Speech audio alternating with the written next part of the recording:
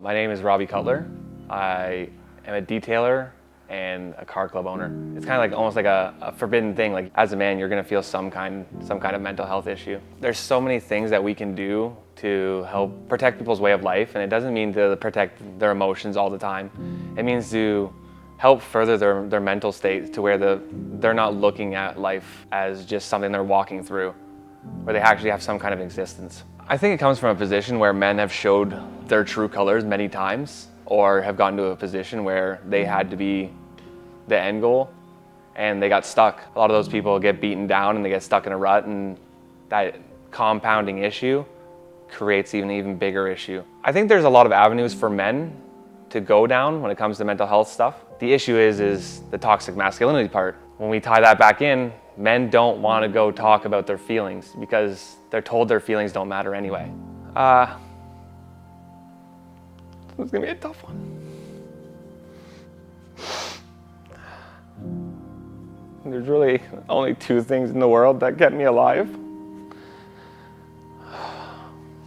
At the time, I had my dog Sasha that I couldn't give up on. And I also had my wife that never gave up on me and pushed me through. And that's why I'm still here. It never works alone.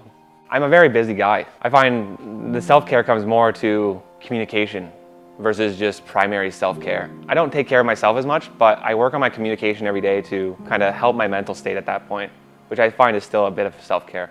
I think there needs to be a lot more events where men band together and create a family atmosphere. Not just a men on men atmosphere, a family atmosphere to where men are promoted in that space. I think in the space that I'm at right now, I'm a partial business owner at this point. And my business partner is also one that struggled a little bit with mental health. So in our space, we're good. Like I think there's a lot of communication basis. I'm extremely lucky at that. I grew up through the public school system when there wasn't a lot of support for people. It's growing a lot now, so now kids are actually getting more help. When you get that 15 to 20 era, people really struggle, man. Because why? Because they don't have the proper guidance and knowledge that they need. When it goes past that, even adults, we all just shut down and stay in our houses and don't talk to anyone. It hurts everyone, man. Everybody around you sees you like that. When I was growing up, you kind of just got put in the backyard and told to go work. Nobody cared about your emotion. Nobody cared if you were sore. Nobody cared if you wanted to go back to bed. Nobody cared if you had some kind of emotion to put forward. Yeah, sure, it turned me into the man I am today, but there's also problems with that too. I'm not just a stable man all the time. Those issues create bigger problems down the road. A lot of becoming a man happened for me before puberty was even done. The man up issue is definitely a big one, especially when you're starting out young. When we're talking about toxic masculinity, men shouldn't be fighting against other men over mental health issues. We should be banding together, walking down the road and getting through that shit together. I've been through a lot of therapy and counseling since I was 8 years old.